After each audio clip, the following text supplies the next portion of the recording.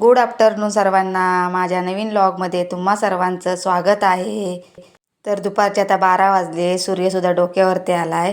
तर मी आता ही काठी घेऊन बघा कुठे चालले. ते कोकणातील स्पेशल म्हणजे असं फणसाचा कोहरा काढण्यासाठी मी चालले. आमच्या घराजवळच फणस आहे, त्याच्यावरती खूप फणस लागले छोटे छोटे, त्याला आम्ही कोहरे म्हणतो. तर मी ते आता काढायला चालले. तर ही भाजी सर्वांचीच आवडते आहे. तुम्हाला सुद्धा आवडते काय मला नक्की सांगा. मला तर खूपच ही भाजी आवडते. स्वस्तिकसुद्धा झोपला आहे. मी सर्व कामं बाजूला ठेवून आले, कारण तो उठला तर मला हे फणस वगैरे काढून दिले नसते, म्हणून त्याला घरीच ठेवून झोपून आले. चला तर मग या सर्वांनी कोकणचा मेवा काढायला. फणसाचे कोहरे. हा आहे आमचा हळदीतला फणस. छोटे छोटे कोहरे लागले त्याच्यावरती, भरपूर लागलेत. हे बघा, या छोट्या छोट्या कोहऱ्यांची भाजी खरंच खूप छान होते. बघा, झाडसुद्धा खूप मोठा आहे.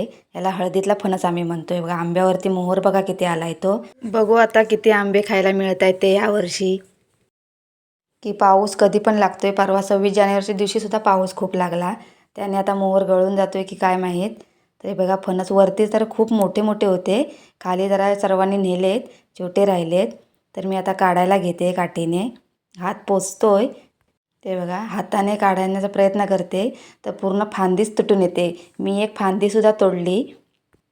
त्याने बघा सर्व छोटे छोटे कोहरे त्यासाठी निघून आले. मला खरंच खूप वाईट वाटलं. एक काढायला गेले आणि सर्व छोट्या छोट्या बाकीच्यासुद्धा निघून आल्या. तर बघा, फांदी न तोडता मी काढण्याचा प्रयत्न करत होते, परंतु ती फांदी छोटी तुटून येत होती. त्यासाठी मी काठी बाजूलाच ठेवली आणि त्या बाजूच्या आईंकडून टेबल मागून आणला.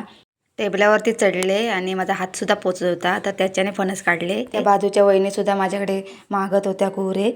मग त्याचं मी एकूण पूर्ण 5 कोहरे काढले. हे बघा, खूप जवळ लागलेत. त्यात पूर्ण चीक डोक्यावरती पडू नये याची मी काळजी घेत होते. तर मी असे एकूण 5 कोयरे काढले. काठी नेऊन काहीच फायदा झाला नाही. मी हातानेच काढले. 2 त्या वहिनींना दिले आणि मी 3 घरी घेऊन आले. स्वस्तिकसुद्धा उठलेला. फक्त फणस जाऊन काढले एवढेच, तेवढ्यात स्वस्तिक उठलासुद्धा. तर मी ते चीक गळायला बाहेर काढून ठेवलेत. दुपारी मी 12 वाजता घेऊन आले, परंतु संध्याकाळ मला 4:30 वाजले याची तयारी करायला. तर पूर्ण याचे बारीक बारीक पीस करून घेतले. मध्ये खूप वेळ गेला होता, त्याच्यामुळे पूर्ण चीक हा गळून गेलेला आणि जास्त चिकट झाला नव्हता. तर मी पूर्ण सर्व पीस कट करून घेतले.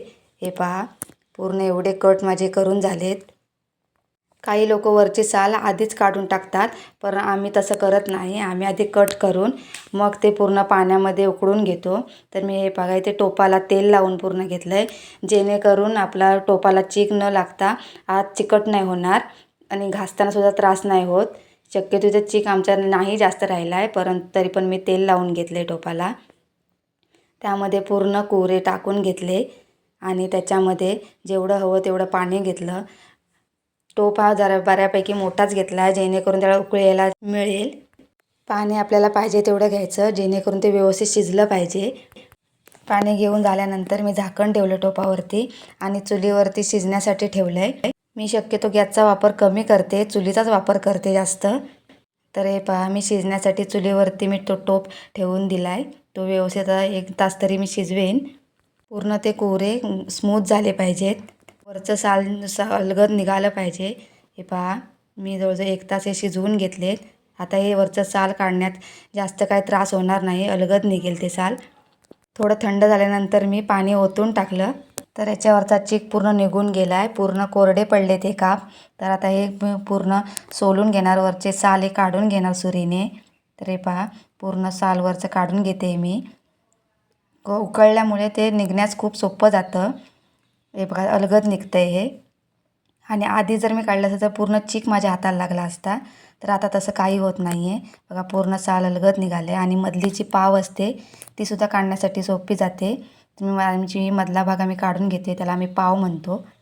तुम्ही तिकडे काय तुमच्याकडे म्हणतात ते मला नक्की सांगा. असे करून मी पूर्ण कापून घेतले, वरचं साल काढून घेतलं आहे आणि वरची मधली पावसुद्धा. आणि एकीकडे मी खलबत्त्यामध्ये पूर्ण बारीक करून घेणार आहे, कारण हे बारीक कोहरे असल्यामुळे मी मिक्सरला काही लावले नाहीत. जर मिक्सरला लावले असते तर पूर्ण त्याचा म्हणजे पूर्ण बारीक झाले असते. यासाठी मी पूर्ण खलबत्त्यात एक बारीक करून घेणार आहे. हे बघा, स्पंदनसुद्धा आले. आता हे मला मदत करते. हे बघा, मलाही संध्याकाळला भाजी पाहिजे होती त्याच्यामुळे मी संध्याकाळी करते.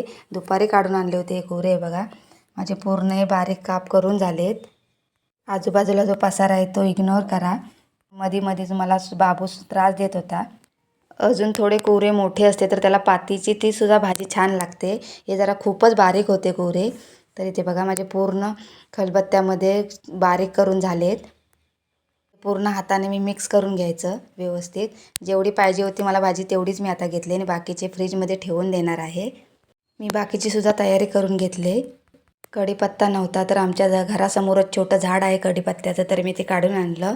कांदा बारीक चिरून घेतला आहे, मिरची चिरून घेतले, कोथिंबीर लसूण चेचून घेतले आणि कढीपत्ता तयार केला आणि तीळसुद्धा घेतलेत. कढईकडे तापत ठेवले. चला तर आता आपण फोडणी देऊया. तापलेल्या तेलामध्ये पूर्ण लसूण आपण टाकून घ्यायची. त्यामध्ये कांदा टाकून घ्यायचा. कांदा पूर्ण लालसर झाला की त्याच्यामध्ये मिरची टाकायची, कढीपत्ता टाकून घ्यायचा आणि कोथिंबीर. त्यानंतर हळद तिखट मीठ टाकून घ्यायचं. हे पहा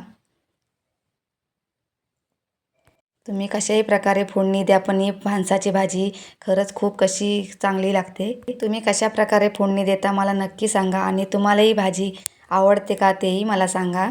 माझ्या चॅनलला जर नवीन असाल तर सबस्क्राईब करायला विसरू नका. तर इथे माझी फोडणी तयार आहे. त्याच्यामध्ये पूर्ण बारीक केलेले फणसाचे कोऱ्यांचं टाकते मी भाजी. तर आपली बघा हे पूर्ण ढवळून घ्यायचं व्यवस्थित. त्याच्यानंतर त्यावरती मीठ टाकून तेल टाकून घ्यायचे, कारण ही भाजी तिळकुटासुद्धा खूप छान लागते. माझ्याकडे तिळकुट नाही आहे त्याच्यामुळे मी आता तिळच वापरलेत भाजीमध्ये. भाजीला खूप छान वास सुटला आहे. त्यामध्ये मी अजून थोडी कोथिंबीर टाकून घेतली. तुमच्याकडे जर तिळकुट असेल तर तिळकुट तुम्ही वापरू शकता. अशी तुम्ही भाजी एकदा करून पहा. मी केलेली भाजी तुम्हाला कशी वाटली मला नक्की सांगा. शेअर करा आणि सबस्क्राईब करायला विसरू नका. चला तर मग या जेवायला. Bye bye.